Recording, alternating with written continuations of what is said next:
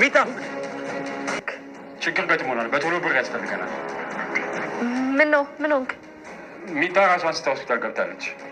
አቶ ሚኪ ሰዎች በለጡኝ ብሎ ካሰበ በምንም አይነት ተዘዋዋሪ መንገድ ያጠቃቸዋል። ዛሬ በአቶ ዘነበ የወሰደው እርምጃ በተመሳሳይ መንገድ ነበረ። እንግዲህ ከዛ በፊት ብሩክ ምን ያህል አስደሳች ትዳርና የሞቀ ቤት እንዳለው ከተረዳ በኋላ ሁሉንም ምንጥቅ አድርጎ በቁጥጥሩ ስር ውሎታል። አሁን ደግሞ ቀጥሎ አቶ ዘነበ ለብሩክ ጠበቃና ከጀርባው በመሆን ብዙ የአእምሮ ሕክምናን እንዲያደርግለት አድርጎታል።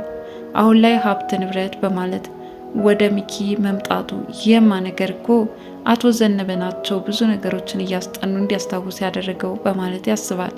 ከዚህ በኋላ በዛ በምስኪኑ ሰው ወይም በአቶ ዘነበ ታቸው እንዲቃጠልና ባዷቸውን እንዲቀሩ ያሴርበታል። ጓደኛው ተከስተ ሰውን መግደል ይላል አስሬ። ማለትም ሰውን ገድሎ ምን አይነት ጥቅም እንደሚያገኝ ባይታወቅም ከሚኪ የባሰ ሰይጣን እንደሆነ ተመልክተናል። እሱ እጆችና እግሮቹን ቆራርጦ እንዳይራመድ ማድረግ ነው። ያው በባለፈው ገደልናለን መቃብር ፈንቅሎ ተነሳ። አሁንም እንደዚህ አይነት ስህተት በተመሳሳይ መንገድ ተደግሟል። ከዚህ በኋላ ያለብን ነገር እዛ ጎዳና ላይ ኩርትም ብሎ ውሎና ዳሩን እንዲያደርግ ማድረግ ነው ሲል ወስኖበታል። እንግዲህ ይህ ከሞት የተሻለው እርምጃ ማለት ነው። በብሩክ ላይ እንዲህ አይነት ውሳኔ የወሰነበትና ቀጣዩን ህይወቱን በስቃይ የተሞላ ለማድረግ ማሰባቸው ነው። ታዲያ አሁን ላይ የአቶ ዘነበ ቤት ተቃጠለ ብለው ሲነግሯቸው ሚጣ ራሷን ስታ የወደቀችበት አጋጣሚ ክፉኛ እንድትጎዳ አድርጓታል። በጉዳቱ ሰለባ የሆነችው ሚጣ የግድ ትርሲት መድረስ እንዳለባትም በብሩክ አማካኝነት ተደውሎ የተነገራት ስትበርክ ሆስፒታል ደርሳለች ማለት ነው። ታዲያ ለሚጣ ህይወት መታደግ ትልቁን ሚና ተጫውታለች። ገንዘብ ብቻ አይደለም፣ የአእምሮ ምክር፣ ብርታትን ሁሉ ነገር ለግሳታለች። ትርሲት በጣም መልካምና አስተዋይ ሴት ናት። ምንም እንኳን ብሩኬ አሁን ጓደኛው እንደሆነ ሚኪ የተረዳውና ከድታኛለች ብሎ የሚያስበው ብዙ ነገር የተናገራትና ልጆቹ ሊሆኑ ይችላሉ በሚል ጥርጣሬ የቆየበትና በትርሲት አማካኝነት ደግሞ ጭራሽ እንደውም መቼ ማስቤው የማላውቀው ነገር ነው ጉዳት ደርሶበት ሞቷል ከተባለ በኋላ ባደረግነው ቅርርብ ነበር እኔና እሱ ባላሰብነው መንገድ ወደ ትዳር ልንገባ እየቻል ነው። ከፈለክም ደግሞ ማለትም ልጆቼ አይደሉም ብለህ የምትጠራጠር ከሆነ ወደ ዲኤንኤ ምርመራ ማድረግ እንችላለን። ከዛ በኋላ እውነታውን ስትረዳ የኔን ማንነት ታውቃለህ ብለዋለች። በእርግጥ ሚስቱን ለዘመናት ተጠራጥሯት አያውቅም። አሁን ላይ ግን ሚኪ ጓደኛ እኮ ነው፣ ያ ክፉ ሰው ሚስትህን አግብቶ ያችን የመሰለች ቆንጅዬ ልጅ ይሄው ካንተ ነጥቆ ትዳሩን እየመራ ነው በማለት በጓደኛው አማካኝነት የተነገረው ብሩክ በእርግጥም ትርሲትን ሙሉ በሙሉ ጥፋተኛ አድርጓታል። እንደተባለው ትርሲት ጓደኝነታቸውን እያወቀች እንዴት ሚኪን እንዳገባችው ለሁላችንም ጥያቄ የፈጠረብን ቢሆንም ድንገት የወሰነችው ውሳኔ ሳይሆን ልጆቹን እየተንከባከበላትና ከብሩክ ቀጥሎ አባት ሆኖ ሊያሳድጋቸው እንደሚችል ቃል ስለገባላት ጭምር ነበረ ለልጆቿ ስትል መስዋዕትነት ከፍላ እዚህ ሰው ጋር የፍቅር ግንኙነት የመሰረተችው። ሚኪ ከሀብት ንብረቱ በስተጀርባ ትርሲትን በጣም ይወዳታል። የኔ ቆንጆ ከእኔ እቅፍ መውጣት የለብሽም፣ በጣም ነው የምወድሽ፣ ያ እጅላጅል ብሩኬ እጫወትበታለሁ ሲል ነበረ ብቻውን ሲያወራ የነበረው። ይሁን እንጂ ከሱ በላይ እማን ሞኛለ። ማለትም ብሩኬ በጥንቃቄ ነው መጠየቅ ያለበትን በህግ አካላት በተደገፈ ጭምር ነው እንጂ እንዲሁ በስሜታዊነት ተነስቶ አልነበረም ሀብት ንብረቱን ለማስመለስ ያስበው። ይሁን እንጂ ትርሲት ደግሞ እውነታውን ምን ያህል ደክሞና ባክኖ እንዳፈራው ታውቃለችና በፈቃደኝነት ሀብት ንብረቱን ልሰጠው ግድ ይለኛል፣ ምክንያቱም ብሩኬ እየለፋበት ነው በማለት ነግረዋለች። ይህ በማስመሰል ለጊዜው አሜን ብሎ ይቀበል እንጂ ከቤት ከመጣ በኋላ ግን እብድ ሆኗል። ዳዎች ጋር ራሱን እያጋጨና መጠጡንም በላይ እየቸለሰ ነበር የጠበቃት። እንግዲህ ትርሲትም ሀገር ሰላም ብላ ከብሩኬ ጋር መክራ ብሩኬን በተደረገለት ነገር አመስግኗት ተለያይተው ስትመጣ ግን ሚኪ ሌላ ሰው ሆኖ ነው የጠበቃት። ማለትም እንዴት እንደዚህ አይነት ከባድ ውሳኔ ብቻሽን ትወስኛለሽ? የማይታሰብ ነገር እያለ ራሱ ለፍቶ ያመጣው ይመስል እንግዲህ ምን ያህል እንዳሰቃያትም ተመልክተናል። ትርሲትም በውሳኔዋ እንዳልተሳሳተችና በትክክል ብሩኬ ሊገባው የሚችለውን ሀብት ንብረት መስጠት ግዴታዋ እንደሆነ ነበር የነገረችው። እውነትም ትርሲት ትክክል ናት። ከስሜታዊነት አይደለም፣ ይልቁንስ ከመጣበት አንጻር እንጂ ይህንን የወሰነችው። ከዛ በኋላ ከሷ አጠገብ እንኳን መሆን አልፈለገም። እዛው ሶፋ ላይ ነው ቁጭ ብሎ ያደረው። ትርሲት ደግሞ እንደገና ስታወጣ ስታወርድ ለትዳር አጋሪ ሁሉን ነገር እኮ ግልጽ አድርጌ ማውራት ነበረብኝ።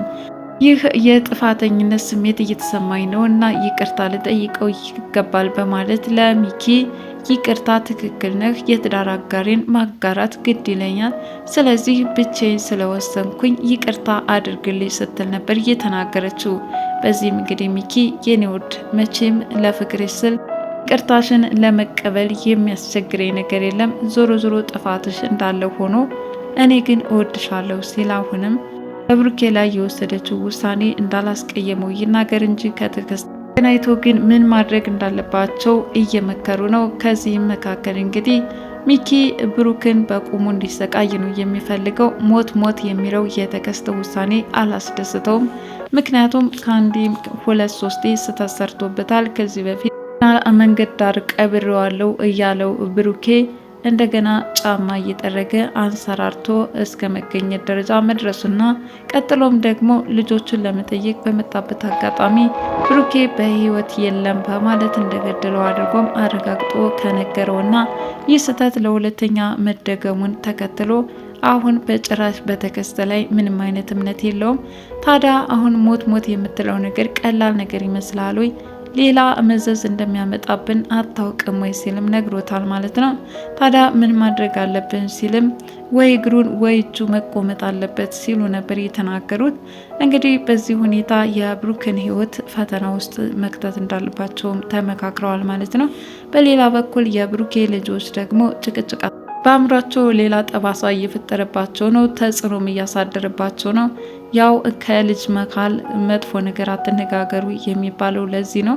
ለምንድነው ማዬ ሀብት ንብረቴን ብሎ የመጣው እኛንስ አይፈልግንም እንዴ ሲል ነበረ ትልቁ ልጅ ካሌብ እናቱን የጠየቃት።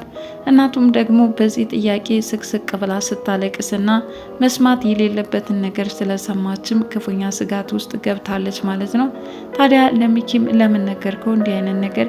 ምክንያቱም ልጆች አእምሯቸው እንዲበረዝ አልፈልግም ስትል ነው ነገር ርቀው እንዲያድጉላት የፈለገችው ትርሲት ለሚኪ ስትነግር የነበረው ማለት ነው።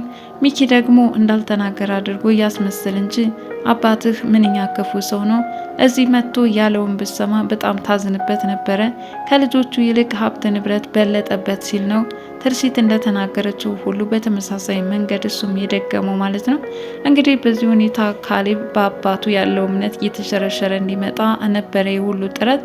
ይሁን እንጂ ትርሲት ደግሞ ልጆቿን በጥንቃቄ ለማሳደግ በጣም ድንቅ እናት ናት። ብሩኬ በበኩሉ ትርሲት ቃል ስለገባችለት እና መሆን ያለበት ነገር እንደሚሆንም ስለነገረችው በጣም ደስ ብሎታል። አሁን ከሚጣ ጋር እንደወትሮ የልጅነታቸውንም እየተጨዋወቱና ማድረግ የሚገባውን ነገር እንዲያደርግም እየወተወተች ነው።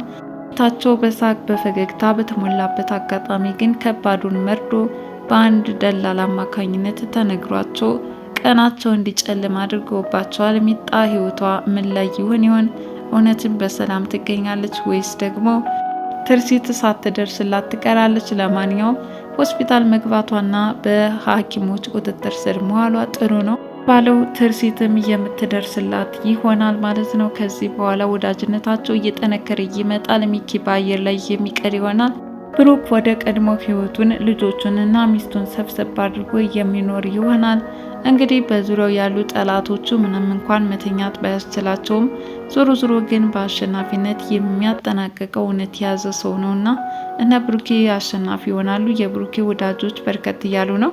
ሚጣ በተጨማሪ በአንድ ወቅት የደረሰለት ይህ መልካም ሰው ቾምቤ ይባላል። ቾምቤ መልካም ጓደኛ ሆኖ ከብሩኬ ጎን በመሆን ማድረግ የሚገባቸው ነገሮች እየመከረ እዚህ አድርሶታል። ቀጥሎም ደግሞ ትውስታውን በሚገባ ሙሉ በሙሉ እንዲመለስ ካደረገው ብሩኬ ራሱን ለመከላከል ምን ያህል ከባድ አይሆንበት ማለት ነው። ቀጣዩን ክፍል ይዤላችሁ እስከምመጣ ድረስ ለዛሬ ካያ ድራማ ያቀረብኩላችሁን ይመስል ነበረ። እናንተስ በዚህ ድራማ ምን ተረዳችሁ? ምን ተሰማችሁ? ቀጥሎስ ምን ሊሆን ይችላል? ግምታችሁን ማስፈር ትችላላችሁ። ቸር ቆዩኝ፣ ቸርን ሰንብት፣ መልካም ጊዜ። ባይ ባይ። ሰላም ለሀገራችን፣ መልካም የፋሲካ በዓል እያልኩኝ እዚሁ እሰናበታችኋለሁ።